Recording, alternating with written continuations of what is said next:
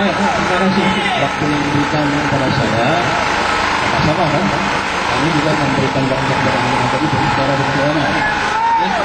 Jadi saya hanya diberikan waktu yang sedikit. Baik.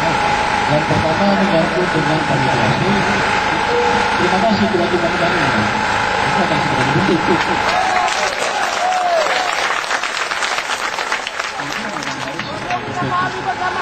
Yang menyangkut dengan banyak.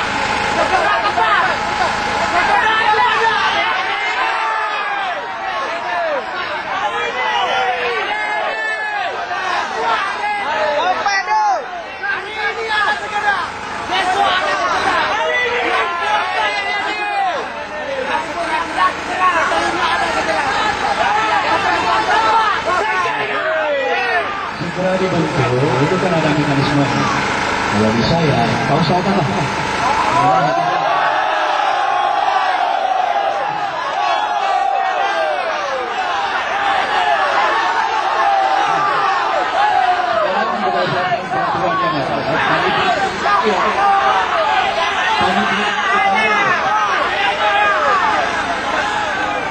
Untuk sekarang, mari sama-sama dengarkan komanda azan.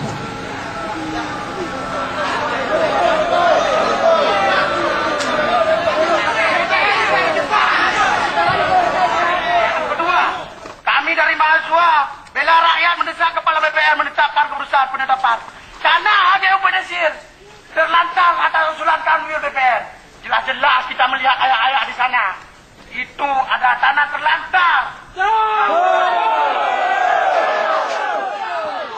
Yang ketiga, mahasiswa bela rakyat korban HGU mendesak Kepala BPN mencabut keputusan nomor 60 dari HGU dari BPN 2004 tentang pemberian perpanjangan waktu Bapak.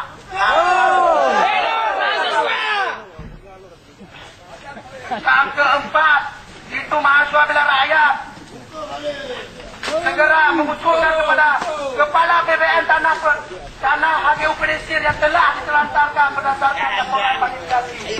Itu suratnya telah bertakulan, tidak pernah dipindahkan. Yang kelima, kami mahasiswa dan rakyat korban HGU Pedesir mendesak ini poin-poin yang akan kami sampaikan kepada Pak Bupati nanti. Dan di sini mungkin Bapak tidak ada hak untuk mendengarnya. Poin-poin yang telah kami bacakan tadi, tolong direalisasikan Bapak. Ini bukan kami datang ke sini atas nama undang-undang. Dan sekali lagi, kalau cepat satu bulan hari ini tidak selesai, jangan harap Bapak akan ada di sini lagi. Kami tidak.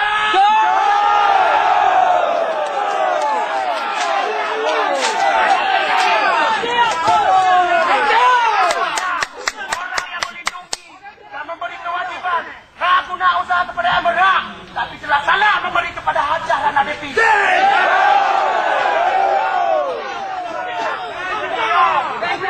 Bagaikan malaikat berhati iblis beliau.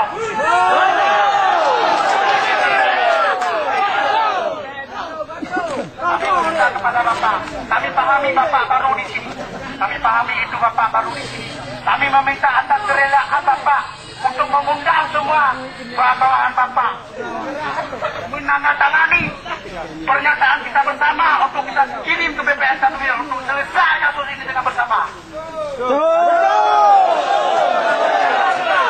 Untuk pembentukan validasi surat itu kami buat kepada abang-abang yang ada di pintu. Saya ulangi sekali lagi, Bapak segera membawa personil Bapak. Kami akan memberikan.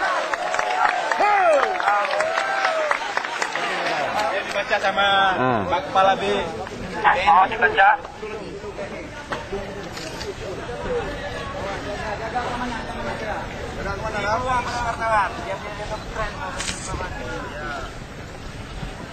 Kami meminta semua pegawai yang ada di kantor BPN Cikarang baca surat ini dan tanda tangan kita bersikap pernyataan bersama.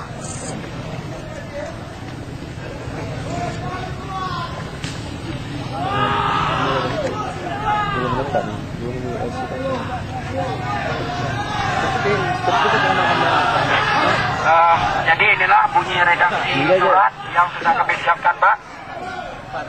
Di dulu.